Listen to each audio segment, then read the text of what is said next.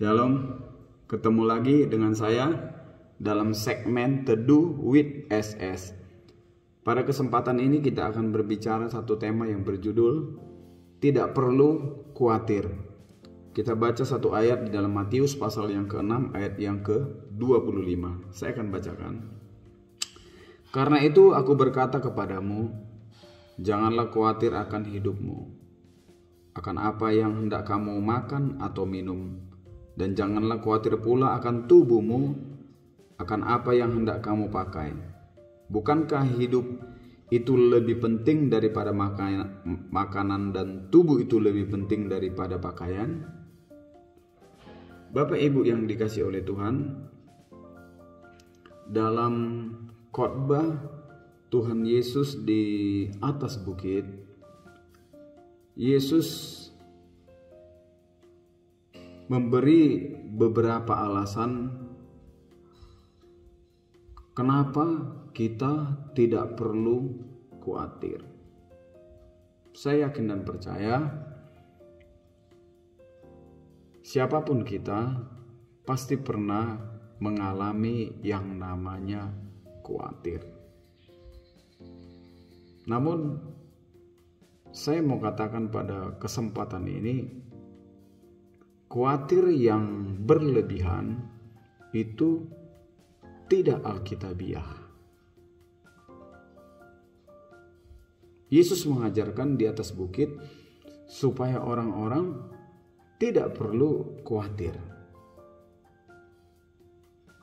Kenapa Yesus mengajarkan itu supaya orang-orang tidak perlu khawatir? Yang pertama, karena khawatir itu tidak beralasan dan sia-sia. Yesus memberitahu bila sesuatu yang bersifat sementara tidak perlu dikhawatirkan. Khawatir akan segala sesuatu yang bisa kita ubah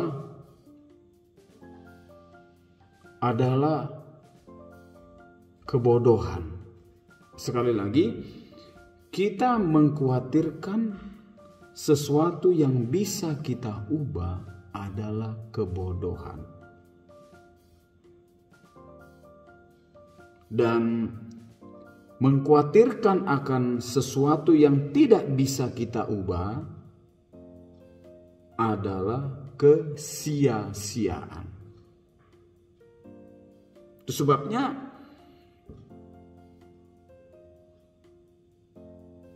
khawatir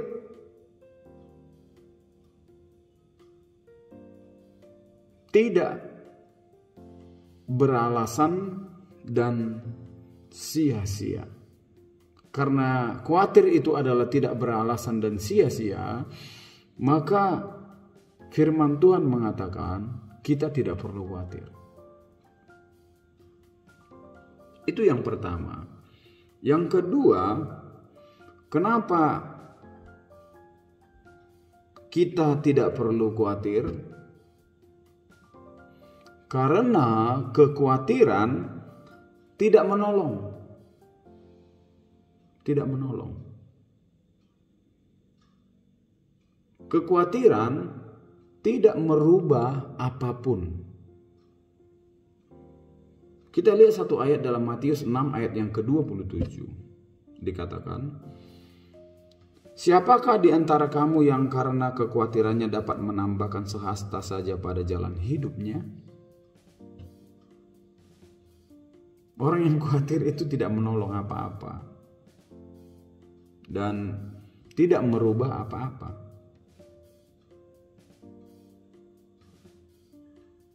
Dan khawatir itu tidak memberi solusi terhadap masalah.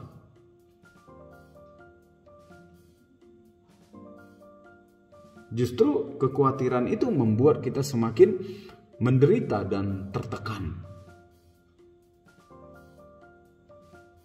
Itu sebabnya kita tidak perlu khawatir. Dan yang ketiga, kenapa kita tidak perlu khawatir? Karena khawatir itu tidak diperlukan. Matius pasal yang ke-6 ayat yang ke-30 saya akan bacakan. Jadi jika demikian Allah mendandani rumput di ladang yang hari ini ada dan besok dibuang ke dalam api, tidakkah ia akan terlebih lagi mendandani kamu, hai orang yang kurang percaya? Dikatakan rumput saja didandani oleh Allah, dipelihara oleh Allah. Apalagi kita orang-orang yang percaya. Jadi tidak perlu khawatir.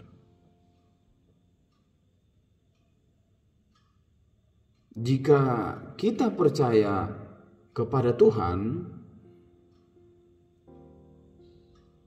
saya katakan sekali lagi, kita tidak perlu khawatir. Karena apa? Karena Tuhan sudah berjanji untuk memelihara dan memenuhi yang kita butuhkan. Kuncinya cuma satu.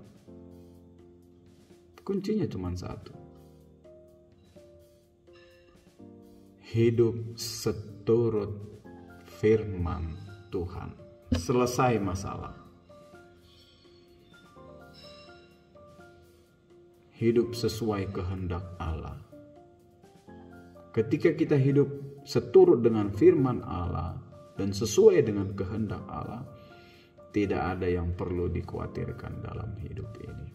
Walaupun masalah ujian pencobaan datang, percayalah Tuhan berjanji akan menolong. Seperti satu pujian yang mengatakan, Tuhan tak pernah janji langit selalu biru, tetapi Dia berjanji akan memelihara, akan memberi jalan keluar, akan memenuhi kebutuhan kita. Sekali lagi kuncinya, lakukan firman Tuhan, takut Tuhan, hidup seturut dengan kebenaran firman Tuhan. Kalau itu sudah kita lakukan, tidak perlu khawatir lagi. Satu ayat, Filipi pasal yang keempat ayat yang ke-19. Saya akan bacakan.